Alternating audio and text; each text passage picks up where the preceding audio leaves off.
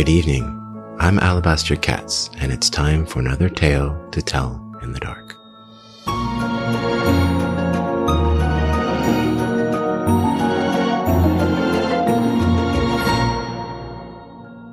Welcome to the show. Have you ever heard of the 7 deadly sins? I'll bet you have. But did you know that there's also 7 virtues, one of which is patience? And that brings us to tonight's story, the notion that not all good things come to those who wait. For let it be known that not all who wait are virtuous. So join me as we stroll through the creepy and the quaint and learn about a little girl's warning regarding a patient witch. Once again, it's time to grab a drink, dim the lights, and listen to voices. The show's about to begin.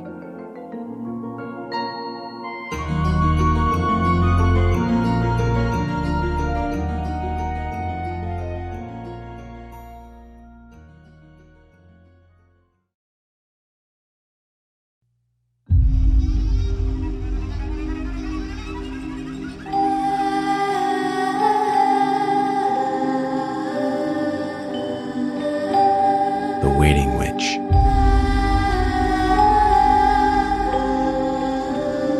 By Alabaster Catz.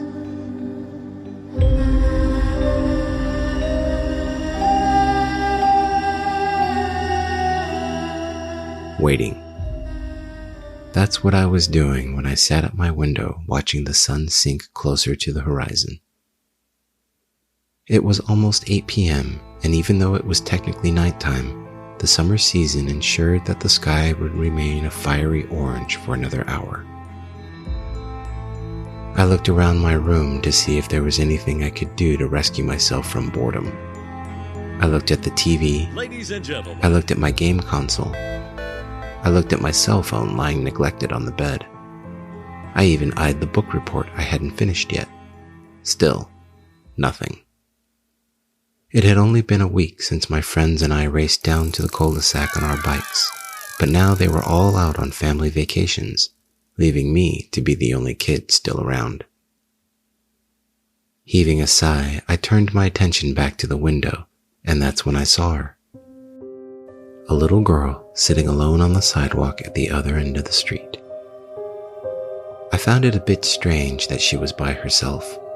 Not that the neighborhood wasn't safe, but she didn't look quite old enough to be outside without an adult. She also didn't look familiar, which told me she wasn't from this neighborhood. However, what made things particularly odd was that she wasn't doing anything. She was just sitting there, waiting. Seeing this as an excellent opportunity to do something interesting, I went to the front door, put on my shoes, and called out to my mother. "Mom, I'm going outside."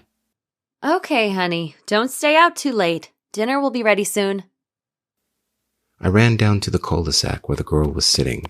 When I got there, she was clutching her scooter and scanning the treetops for something that wasn't there. Then she looked at me with a start. Are you the Waiting Witch? No, I chuckled. I live down the street. My name's Evan. What's your name? Madeline. She answered. Hi, Madeline. Are you lost? She nodded and her eyes welled with tears. It's okay. Which direction did you come from? She pointed to a street leading to a different neighborhood. Do you think you could find your way home if I walked you over there? I think so, she said. Okay, come on. We'll go together. Just let me know if you see something familiar. Nodding, she stood up and rubbed the tears out of her eyes. Then she picked up her scooter and followed me down the street. The walk wasn't far, but it took longer than expected.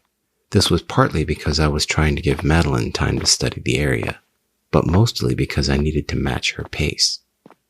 By now, the sky had begun to turn a soft violet. So, I said, breaking the silence, who's the Waiting Witch? Madeline drew closer and glanced at the trees. She's a witch who takes kids that are out after dark and waits until they're ripe to eat them. Well, I wouldn't worry about her, I smiled. There's no such thing as witches. Madeline glared at me. She's real. At night, she flies through the air on a broom and follows you through the trees. And during the day? She turns into a normal person. That's how she hides. She could be anyone. A stranger, someone close to you, even someone you just met. Well, if no one's ever seen her, then how do you know she's real? Because whenever she's close, you'll hear the whisper of the last kid she ate. Smiling, I steered the conversation to the task at hand. Okay, this is the end of the street. Does anything look familiar? That yellow car, she said, pointing in another direction. I remember passing that. All right, let's go check it out. Madeline smiled and continued to follow me. Several more minutes passed, and by the time we reached the yellow car, the sky had turned purple and a breeze began to blow through the trees. There was still plenty of sunlight, but it wasn't as bright as it was before. So, who told you about the waiting witch? Madeline glanced back up at the trees.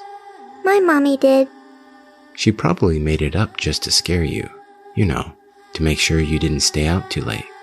Besides, there's nothing to worry about. I'll keep you safe. Madeline shook her head. No, she said. No one is safe from the waiting witch. Moments later, we reached the yellow car and stopped. Okay, which way now? That way, she said, pointing to the park. The jogging path? She nodded. We followed the path, which was lined with lush trees and metal lamps.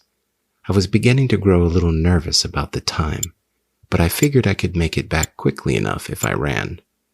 Besides, I wasn't going to leave Madeline here by herself in the middle of a park. The sky had just turned dark blue when the metal lamps flickered on. Hearing the breeze rustling through the leaves, I rubbed the chill out of my arms and looked at Madeline, who was now leading the way. Hey, do you know where you're going? Yeah, she said, excited. It's just through here. How much further is it? This much, she said, indicating the distance with her fingers. Come on, we're almost there.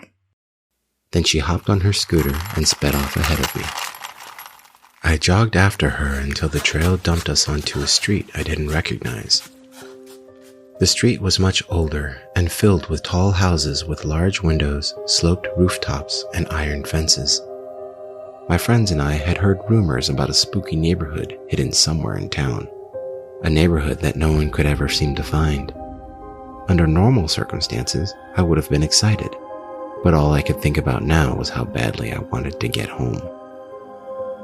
I followed Madeline to a dark house with a cone roof and a tall iron gate. Pushing her way through, she walked up to the front door and knocked. Is this where you live? Yeah, she said. This is my house. Anxious, I stood next to her and waited for the door to open. But when no one came, I began to worry. Madeline, are you sure this is your house? She nodded. Is your mommy home? Yeah, she's home. We just need to wait. Then her stomach growled, and she placed a hand on her belly. Did you hear that? She said, giggling. My tummy's rumbling. A tingle crept down my spine as I began to feel like something wasn't right. I told myself that it was just the creepy houses, or perhaps all that talk of the waiting witch. Whatever the case, no matter how much I tried to convince myself, I couldn't quiet the nagging voice that told me I was in danger. Looking up at the sky, the sun had finally set, and now the only source of light was whatever the neighborhood chose to provide. Once again, I heard the breeze rustling through the leaves and started to rub my arms, but then stopped after realizing I wasn't cold. That's when it occurred to me that despite all the times I heard the breeze on my way here, I never actually felt it. She flies on a broom and follows you through the trees. That's what Madeline said. And when she's close, you'll hear the whisper of the last kid she ate. I held my breath and listened, hoping with all hope that I wouldn't hear anything. And after a long moment of silence, I didn't. Then a branch snapped overhead, and the voice of a child echoed in the street. It whispered one word. Run. Not wasting any more time, I scrambled back to the trail and raced through the park. The leaves in the trees behind me shook as something leapt from one to the next. The metal lamps along the path began to flicker and die, forcing me to run faster to stay in the light. My lungs screamed for air and my muscles burned like fire, but I didn't stop. The rustling of the leaves was getting too close. Bursting out of the park, I ran past the yellow car and down the sidewalk, screaming through an empty neighborhood. I could sense the presence of a hand reaching out to grab me as I rounded the corner to my street. I was almost home. Suddenly, an icy chill seized my lungs, my breathing stopped, my legs slowed, and my vision darkened. Then I saw nothing. The sky had just turned bright orange when Eben's mother came across a little girl sitting alone in the cul-de-sac. It was 8 p.m., and even though it was technically nighttime, the summer season ensured that the sky would remain a fiery orange for another hour. Approaching the little girl, Eben's mother smiled. Hi, sweetie. Are you lost? No, She said, clutching her scooter. I'm just waiting for someone. Eben's mother frowned, her eyes heavy from a sleepless night. I've been waiting too. She said. Do you want to wait together? Eben's mother looked up at the sky, which was turning a soft violet. That's very nice of you. But shouldn't you be getting home? It'll be dark soon. The little girl smiled.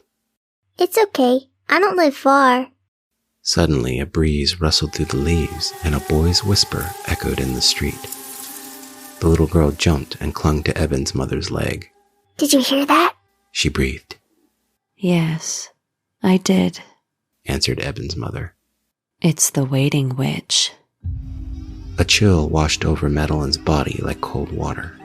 Then her face went pale and she began to tremble. Please, She begged. don't eat me. I'm only little. Eben's mother looked at her and grinned. Don't worry, my sweet. I can wait.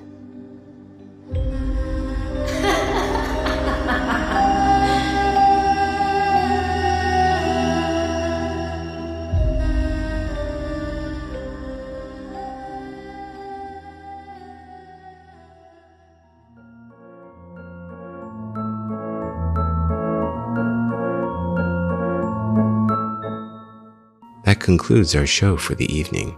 Thank you for joining us, and I hope you enjoyed my presence in the room. Next time, per the request of one of our listeners, we'll cuddle with the cute and the macabre as we learn about the unending devotion of a witch's familiar. If you liked what you heard tonight, consider leaving a review. Also, if there's something you'd like to hear, send me a message from the beyond at alabastercatz.com. Once again, thank you for joining us.